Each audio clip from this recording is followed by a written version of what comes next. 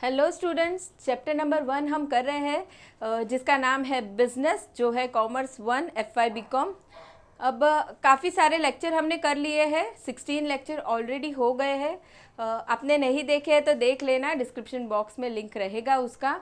And आज हम करने वाले हैं लेक्चर नंबर 17। अब यहाँ पे हम पढ़ रहे हैं स्ट्रैटेजीज़ के बारे में। बिजनेस या ऑर्गेनाइजेशन हम कहें तो वो अलग अलग तरह की स्ट्रैटेजीज़ यूज़ करते हैं आगे बढ़ने के लिए। अब वहाँ पे हमें 4 तरह की स्ट्रैटेजीज़ देखनी थी। सबसे पहली हमने स्टेबिलिटी देख ली थी, स्टेबिलिटी स्ट्रैटेजी। नेक्स्ट हम ग्रोथ स्ट्रैटेजी के बारे में पढ़ रहे हैं। अब यहाँ पे ग्रोथ के अंदर हमने उसका जो 2 क्लासिफिकेशन था, internal growth strategy and external growth strategy. अभी एक्सटर्नल की आज हम बात करने वाले, इंटरनल हमारा ऑलरेडी हो चुका है। एक्सटर्नल में भी जो फर्स्ट पार्ट है कोलैबोरेशन वाला, वो हमने कर दिया है। अभी आज सेकेंड पार्ट हम पढ़ने वाले हैं कि एक्सटर्नली अगर कंपनी ग्रो करना चाहती है, ऑर्गेनाइजेशन ग्रो करना चाहता है, तो क्या स्ट्रेटजी है उसके पास। तो यहाँ पे आता है मर्जर एंड अमालगमेशन। अब मर्जर एंड अमालगमेशन की हम बात करेंगे तो कंपनी चाहे तो मर्जर कर सकती है। अमालगमेशन मतलब कोई दूसरी कंपनी है उसके साथ मिलके मर्जर करेगी। अब मर्जर में क्या होगा, एक से ज़्यादा कंपनीज एक साथ आ जाएगी, मर्ज हो जाएगी, कंबाइन हो जाएगी एंड उसमें से एक ही कंपनी का नाम रखा जाएगा, एक कंपनी एग्जिस्ट करेगी। ठीक है, वो हो जाएगा मर्जर। अब दूसरा होता है अमालगमेशन। अब यहाँ पे भी क्या होगा, एक 2 से ज़्यादा कंपनी साथ आने वाली है, ठीक है, कंबाइन होंगी, लेकिन यहाँ पे क्या होगा, एक नई कंपनी क्रिएट की जाएगी, नया नाम बनेगा। ठीक है, तो ये एक हो गया मर्जर एंड दूसरा हो गया अमालगमेशन। अब यहाँ पे मर्जर एंड अमालगमेशन होने वाले हैं ग्रोथ पर्पस से।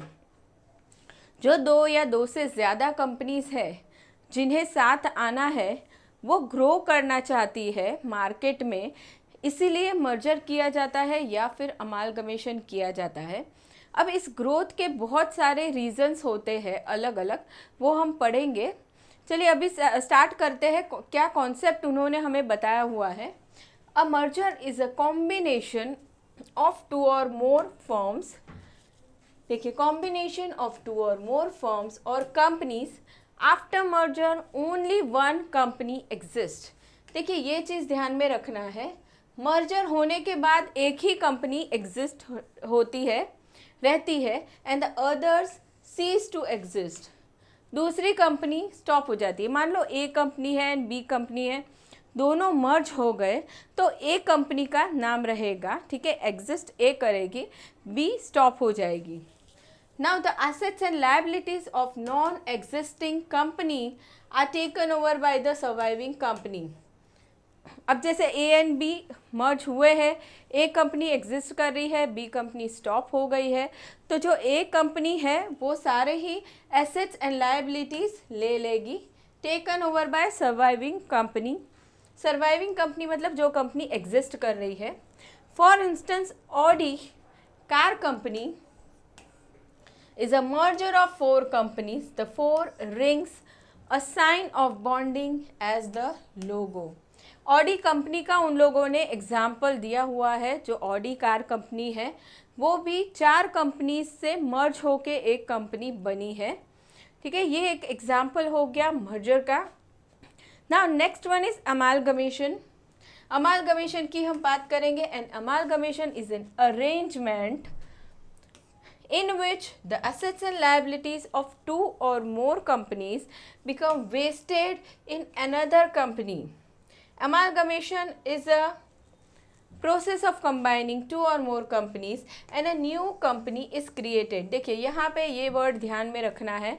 अमालगमेशन में क्या होता है, 2 से ज़्यादा कंपनी अमालगमेट हुई तो एक नई ही कंपनी क्रिएट होती है, नई कंपनी बनती है एंड यहाँ पे क्या होता है, एक कंपनी एग्जिस्ट करती है, बाकी सारी कंपनीज स्टॉप हो जाती है। ठीक है, अब आगे बढ़ते हैं। The shareholders of amalgamating companies become shareholders of new entity that is amalgamated company.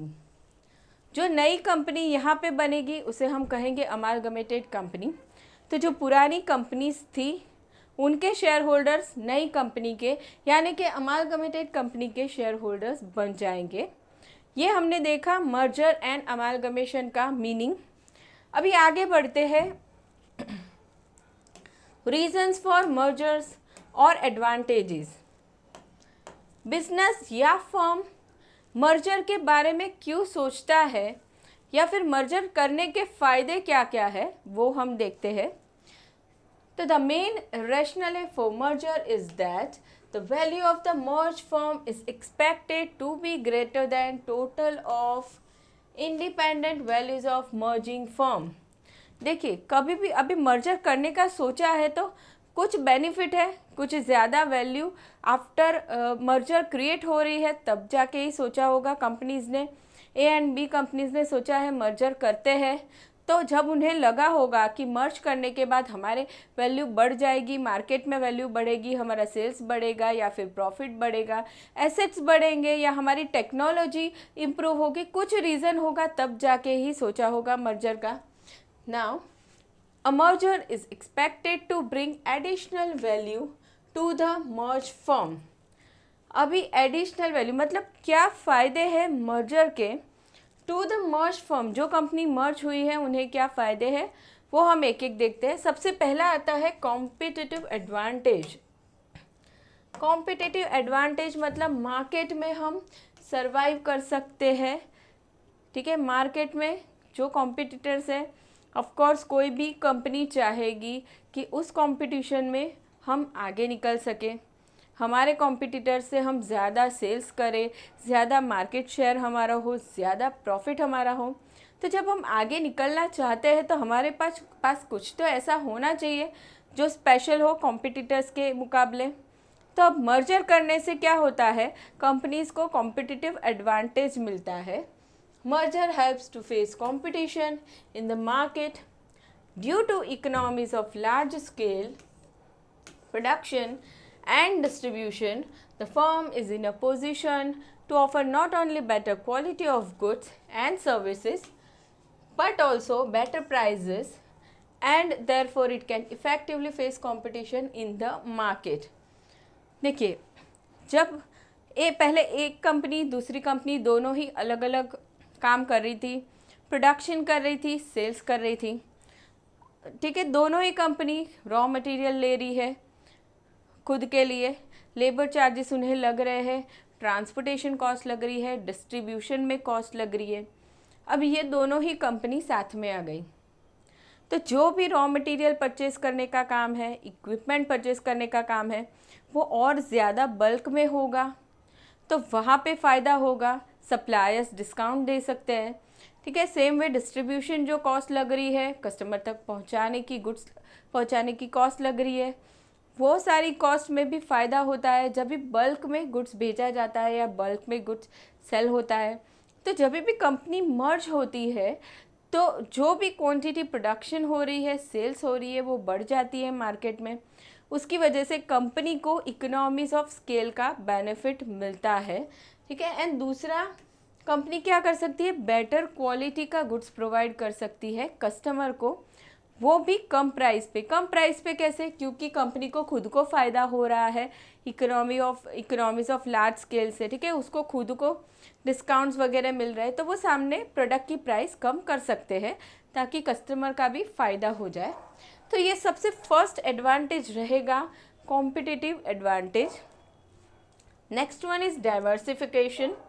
Next reason is diversification. A merge entity can diversify into new areas due to greater capacity to absorb risk relating to diversification. Also, the merged entity would be in a better position to handle diversification due to the combined efforts of the merged unit. देखिए diversification की बात की है, दो company साथ में आ रही है। अभी एक कंपनी है जो नॉर्मली कुछ बिजनेस कर रही है, दूसरा जो कंपनी के साथ वो मर्ज हो रही है उसका कुछ अलग बिजनेस है, डाइवर्सिफाई हो रहा है यहाँ पे बिजनेस। ठीक है, तो यहाँ पे क्या ट्राई की जाती है ड्यू टू डाइवर्सिफिकेशन, एक तो रिस्क कम हो जाए, लॉस होने का रिस्क कम हो जाए, एंड दूसरा also the merge entity would be in a better position to handle diversification due to combined efforts of merge units. पहले जो भी कंपनी थी 2 या 3 सबके मैनेजमेंट सेपरेटली डिसीजन ले रहे थे। अभी कैसा है, 2 या 2 से ज़्यादा कंपनी साथ में आ गई है, ठीक है, सबका मैनेजमेंट एक साथ आ गया है, तो जो एफर्ट्स लिए जाएंगे वो और भी ज़्यादा अच्छे होंगे, इफ़ेक्टिव होंगे, ठीक है। तो ये जो डाइवर्सिफिकेशन होने वाला है उसे बहुत अच्छी तरीके से वो लोग मैनेज कर पाएंगे एंड मार्केट में ग्रोथ कर पाएंगे। अभी थर्ड रीज़न आता है, थर्ड एडवांटेज आता है इकोनॉमीज ऑफ स्केल, जो हमने ऑलरेडी आगे देखा। Economies of scale, when the firms combine there can be economies of large scale production and distribution due to more intensive utilization of production and marketing facilities, better coordination of activities and reduction of overheads. Economies of scale, जब भी large scale में production होगा या distribution होगा तभी economies of scale का benefit मिलता है, ठीक है। और ये बेनिफिट जब भी मर्जर होगा तभी ऑफ कोर्स मिलने ही वाला है, क्योंकि यहाँ पे 2 से ज़्यादा कंपनियाँ साथ में काम करने वाली है, ठीक है। तो जो भी मशीनरी वगैरह था वो ज़्यादा हो गया, वो कैपेसिटी बढ़ गई, डिस्ट्रीब्यूशन कॉस्ट घट जाती है क्योंकि जितना भी सेल हो रहा था वो अभी एक साथ होने वाला है तीनों कंपनी का, प्रोडक्शन ज़्यादा होगा, परचेस ज़्यादा होगा। इन सारे ही रीजंस की वजह से क्या होता है, इकोनॉमीज ऑफ स्केल का फ़ायदा मिलता है और ये फ़ायदा कंपनी को भी होता है, कंपनी का खुद का भी प्रॉफिट बढ़ता है एंड सामने कस्टमर का भी फ़ायदा होता है, क्योंकि जब कंपनी का ज़्यादा प्रॉफिट हो रहा है, सामने कंपनी की कॉस्ट कम हो रही है, तो कंपनी क्या ट्राई करेगी कि वो कस्टमर से भी थोड़ा कम प्राइस चार्ज करे एंड क्वालिटी गुड्स दे, तो कस्टमर का भी यहाँ पे बेनिफिट होता है। Now next is financial benefit. अभी ऑफ कोर्स मर्जर हो रहा है तो फाइनेंशियल बेनिफिट भी होने ही वाला है। A merge firm can get tax benefit especially when a profit making firm mergers with a loss making unit.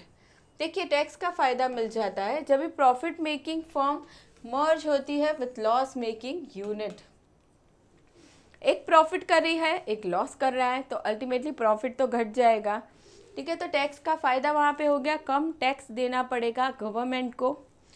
Also a merge firm can be in a better position to borrow more funds from the market at lower interest rate.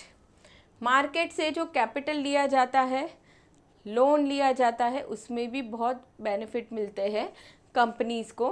तो ये हो गए financial benefits. Now next one is growth. अभी आगे हम बात करेंगे growth की।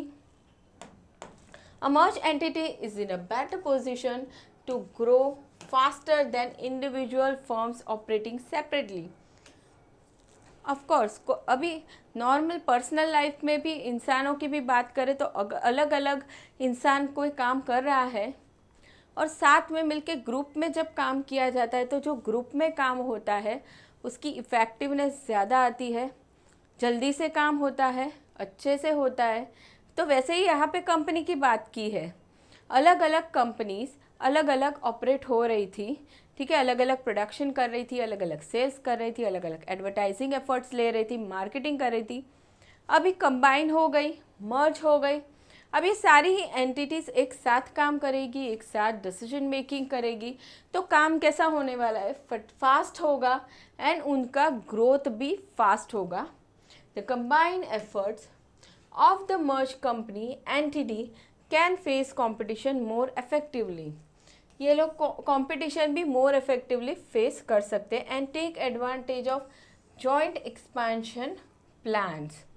अभी जो भी यहाँ पे एक्सपेंशन होगा कंपनीज़ का वो सबका ही होगा, जॉइंटली एक्सपेंशन होगा, तो वो भी यहाँ पे कंपनीज़ को बेनिफिट मिलता है।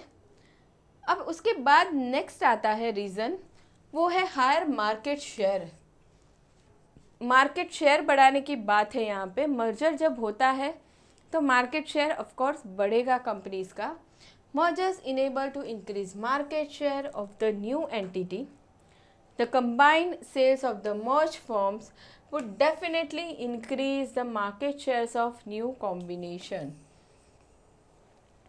अलग अलग कंपनीज़ का जो मार्केट शेयर था, ए कंपनी है उसका मान लो 10% था, बी कंपनी है उसका मान लो मार्केट शेयर 25% था, दोनों ही मर्ज हो गई।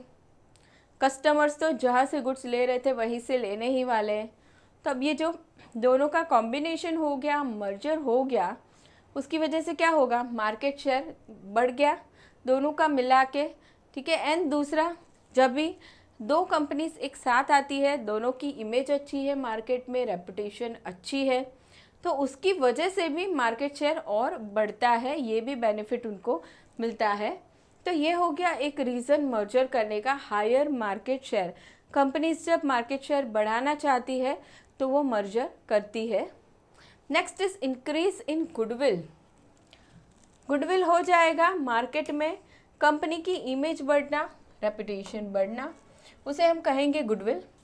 Now mergers generate goodwill in the market. For instance, a merger of ICICI and Prudential in the insurance sector has enhanced the image of ICICI Prudential not only in the Indian markets but also in global markets. देखिए ICICI हमारे India में ICICI bank है, ठीक है। दूसरा prudential insurance sector में काम करता है, ठीक है। अब ये दोनों ने क्या किया, मर्जर कर दिया, ICICI प्रूडेंशियल। अब ये लोग क्या करते हैं, इंश्योरेंस सर्विस देते हैं लोगों को, तो क्या हो गया, मार्केट में उनकी गुडविल बढ़ गई। इंडियन मार्केट्स में तो बड़ी बड़ी, साथ ही में ग्लोबल मार्केट में भी उनकी गुडविल, या हम कहेंगे मार्केट में रेपुटेशन उनकी बढ़ गई। तो ये हो गया seventh reason. Now next one is managerial effectiveness. Managerial effectiveness, a merged entity facilitates managerial effectiveness.